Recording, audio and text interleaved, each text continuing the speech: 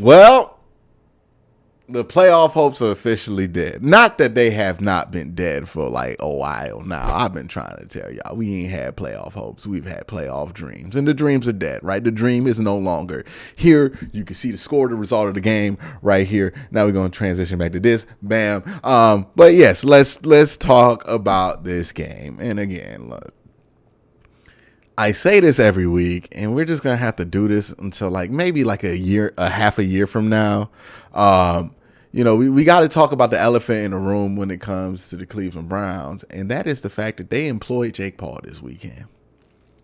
And that is a decision that I'm gonna choose to blame this loss on. Jake Paul. Jake Paul did this to the Cleveland Browns. He just brought bad vibes into the building. Honestly, he made it colder. That's what happened. No, in all honesty, right? I think this game combined on a couple of factors. Really, more so than a bad defensive performance. And look, we know Joe Woods needs to be gone. It was a bad offensive performance, I think. Not from where you would expect, right? Usually we're talking about quarterback. A lot of people are going to be talking about play calling. I'll put it like this. The main thing we're complaining about is that 3 touchdown passes were dropped in this game, right? There were 3 touchdown passes just kind of blatantly dropped in this game. That's not something you say when the play calling is atrocious, but I don't think the play calling was consistent the whole game, right? I think this was a yuck 'em up special. This was nasty. This is ugly. The Browns didn't execute offensively well. They just aren't a good football team right now. Offensive line, a lot of people thought Ethan Posick coming back was going to fix the offensive line. It doesn't. The problems are bigger than just one player there.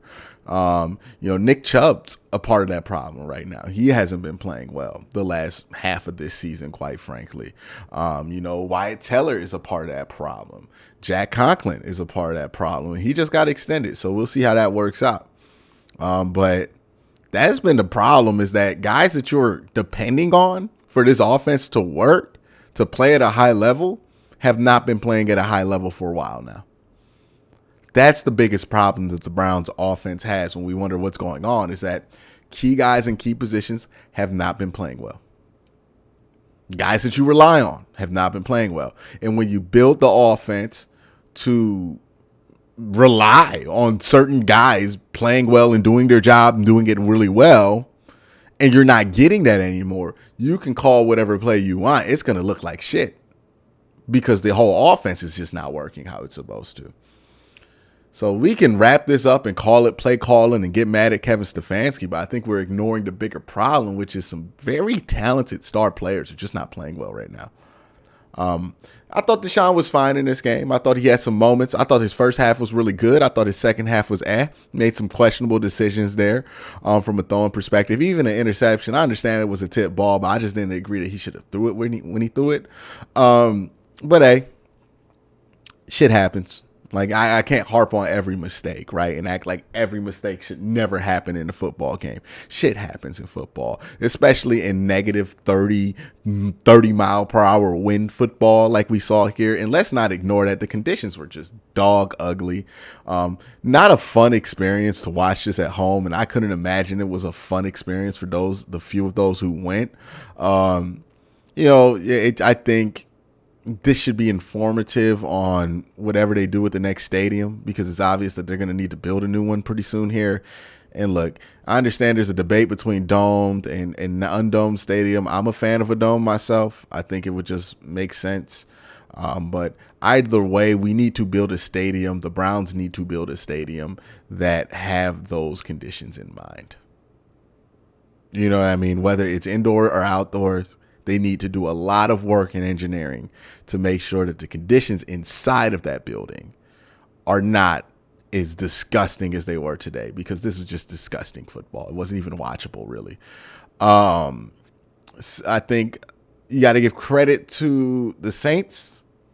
They showed up in cold weather. They played well in cold weather.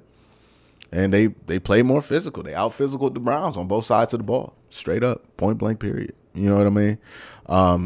And they won the game because of that. Now, a lot of people after this game are going to want people fired, right? Because, I don't know. I'm me personally, I don't know about you, viewer at home. I know people who tend to like tweet or comment in comment sections, which is like a minority of people because most people watch and don't comment. Those are going to be the people who want Kevin fired, right? So I already know the comment section is going to be crazy about firing Kevin. Me personally, I'm not really into firing Kevin. I think he's probably going to be on the hot seat starting next year. If he underperforms next season, he'll be gone after that season when his contract's up. But I just don't see him getting fired this offseason. But it could happen. I mean, Jimmy Haslam is the owner. Let's not act like he wouldn't just fire somebody out of like for no reason. So it is what it is there. I don't think he should be fired. He does have some room for improvement, right? He has to get better as a play caller. He has to get a better feel for the game in general. I don't think this is fixed by just like giving it to Alex Van Pelt, but I think something leaked out earlier this week about the staff's probably going to look different. I think there's going to be a big overhaul, and this happens with coaches, right? Sean Payton did this. Andy Reid did this when he went from Philly to Kansas City. A lot of times coaches need a refresh in who they surround themselves with, and I think this is a key opportunity for Kevin to understand that. And it seems like from everything I'm reading with the tea leaves that is where they're going. That's the direction in which they're going. But I would expect some key offensive staff to probably be moved on from, right? I think probably wide receiver coach, quarterback coach. They'll probably keep Bill. They'll keep the running backs coach. They might not keep Stump. I'm not 100% sure they keep Stump because they might want to change how they coach the running backs because it's not a downhill system anymore.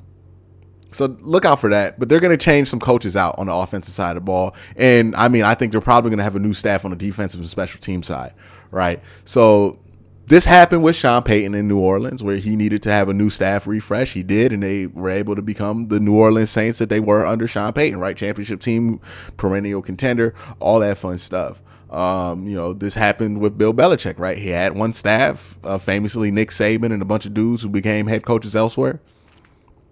In Cleveland, goes to a new staff in New England, brings some of the guys over, but refreshes some of the staff in and out, and then he ends up becoming Bill Belichick. So it's time for Kevin to get a restaff. It's time for him to get a perspective change, and maybe that changes him into a better coach. He makes some better decisions because I think it was inconsistent, right? He looked like a guy that was not sure about what the plan was after a while. That's not really fireable to me. I understand why people would look at that and think it's fireable, but to me, I still see there's more positive than negative with him personally. But what I talked about, Kareem Hunt looks done. That's also another thing that needs to be talked about is Kareem Hunt looks done. He looks done. Whether he's just done here and doesn't want to play here anymore or whether he's just done physically, he just doesn't look the same anymore. I think he needs to go somewhere else where he could probably be utilized a little better, and I think he'll look a little better. But right now, this just ain't it for him. Defensively, again, Grant Delpit played very well today. I think he played well in run support. He got the interception that led to the Browns' only touchdown in the game. Grant Delpit played very, very well. I felt like Greg Newsome had some bad moments in run support, but he was pretty good in coverage all day. Myles Garrett, he just wasn't able to impact the game statistically a ton because they just weren't throwing the ball a lot, and when they were, it was on quick drops. And then linebacking wise, I mean, like none of these guys are going to be on the team next year, so it's not really worth evaluating. But I thought Jordan Elliott had some moments. I thought Perrion Winfrey had a couple of moments. But, all in all, it just wasn't good enough to hold the Saints under what you needed to hold them under. Offensively, though, I think is where the team got let down. You know what I mean? Like, we can focus defensively. We know Joe Woods should be fired, but offensively is where the team got let down. And I don't think it was the play calling as much as it was the execution. Both play calling was most certainly a factor, but I think execution was a bigger factor. When we're talking about drop touchdowns, and we're talking about 3 of them, that's execution at the end of the day. They got to execute better. Now, part of the reason they weren't able to execute well is because it was really cold, and this is not a team that's gonna be a cold weather team. And honestly, like this isn't even cold. Like I think if they were in 35-degree weather, they would have been fine. This was just like shockingly. This is like the third coldest game in Cleveland Browns history. Those games are toss-ups. They're not an advantage for anybody. They're just coin flips. Whoever gets the right bounce of the ball and the right bounce of wind probably gonna win that game. Nick Chubb wasn't especially dominant today. I thought he was pretty meh for most of the game, and then in the fourth quarter he got it going a little bit, but he still hasn't. Like, when's the last time we've watched Nick Chubb and he's looked like Nick Chubb truly for a whole game? It's been a while. He's not right. Wyatt Teller's not right because he's hurt. You know what I mean? Like, a bunch of guys are banged up. They're not playing at a high level. We just need the season to end and to start a new one. To be honest, like, we just need to reboot at this point. But that's my thoughts on this game and kind of the season overall. Let me know your thoughts in the comment section below. Y'all have a great day. Have a good night.